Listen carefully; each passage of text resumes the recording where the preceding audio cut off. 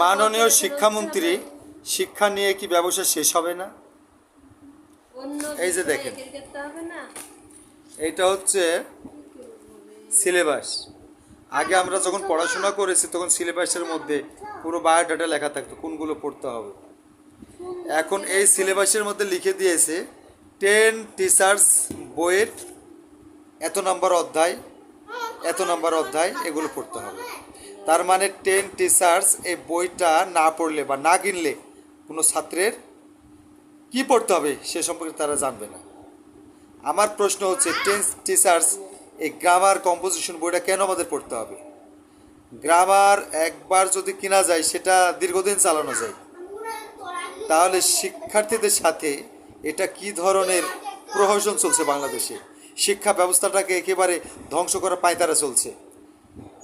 জনাব শিক্ষামন্ত্রীর দৃষ্টি আকর্ষণ করছি, আপনি বেসরকারি যে স্কুলগুলো আছে 6, 7, 8, 9, 10 পর্যন্ত এগুলোর বিষয়ে একটু দেখেন যে 10 টিচার্স গ্রামার কেন পড়তে হবে?